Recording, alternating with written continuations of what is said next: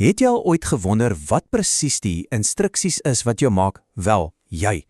Vandag duik ons diep in die kern van ons eie biologie om daardie vraag te antwoord. Ons gaan die geheim van die lewe self ontsyfer, DNA. Kom ons spring sommer dadelik in. So, dink gou hieroor na. Wat is hierdie geheime instruksiehandleiding wat jou liggaam bou en bestuur? Die antwoord lê versteek in byna elke sel, 'n ongelooflike molekulêre bloudruk wat alles bepaal. Goed, die formele naam is nogal 'n mondvol, deoksiribonukleiensuur, maar kom ons noem dit sommer net DNA. Moenie dat daai groot woord jou afskrik nie. In wese is dit die meesterblouprint vir absoluut alles wat lewe, van die kleinste mikrobe tot die grootste blou walvis en natuurlik vir jou en my. Maar as ons dit nou heeltemal eenvoudig maak, dis basies 'n biologiese instruksiehandleiding. Nie een wat jou wys om 'n boekrak aan mekaar te sit nie, nee, hierdie een vertel jou liggaam presies hoe om homself te bou en te bestuur, elke liewe sekonde van elke dag. So, waar presies is hierdie handleiding weggesteek? Om dit te vind, moet ons op 'n ongelooflike reis gaan, diep binne in die argitektuur van jou eie liggaam. So hou vas, ons gaan nou mikroskopies klein. Reg, ons reis begin op die kleinste moontlike skaal, binne in net een van jou triljoene selle. Jou liggaam is soos 'n reuse stad wat uit hierdie mikroskopiese boublokkies bestaan. En hier's die ongelooflike deel. Amper elkeen van daardie selle het 'n volledige perfekte kopie van jou unieke bloudruk. Diep binne in daardie sel is daar 'n soort beheersentrum, die hoofkantoor as jy wil. Dis wat ons die nukleus noem. En dis hier binne veilig toegesluit waar die allerbelangrikste inligting gehou word. Nou, jy kan jou voorstel hierdie handleiding is ongelooflik lank, so dit kan nie sommer net rond lê nie. Nee, dis briljant verpak. Dis perfek opgerol in hierdie superkompakte strukture wat ons chromosome noem. En vir ons mense is daar 'n spesifieke getal wat jy moet onthou, 46.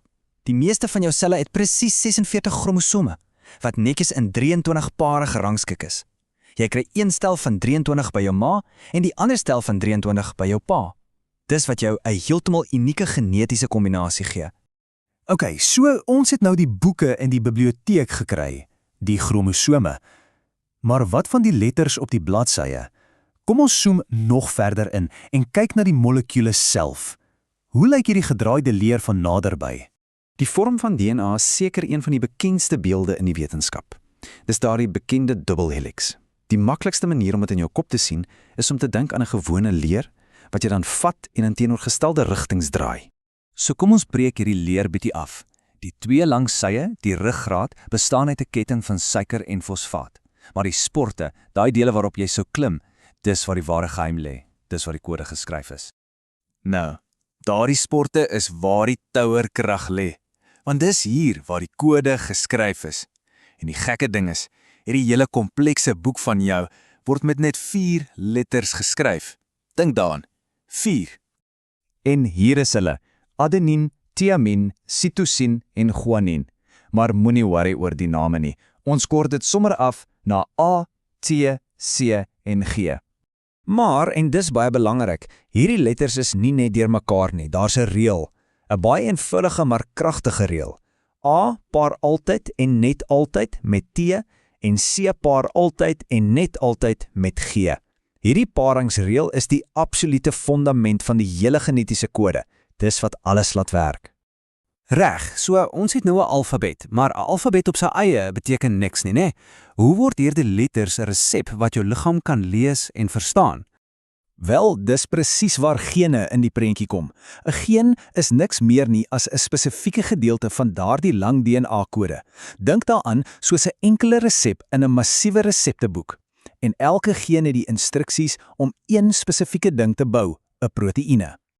En hierdie proteïene, wel, hulle is die werkesels van jou liggaam. Hulle doen amper alles. Hulle bepaal die kleur van jou oë, of jou hare krul of reguit is, hoe lank jy word, hoe jou liggaam kos verteer, alles word deur hierdie proteïene bestuur. En dis dit? In 'n notendop, dis so oorerwing werk. Jy kry 'n stel resepte van elke ouer en daai unieke kombinasie van resepte skep die spesifieke bloudruk vir jou. So eenvoudig en tog so ongelooflik kompleks. OK, so ons verstaan nou die struktuur en die kode. Maar hoekom is dit so belangrik? Wat is die groot prentjie? Hoekom maak hierdie kode so saak in die storie van die lewe? As jy dit moet afbreek, het DNA eintlik 3 hooftake.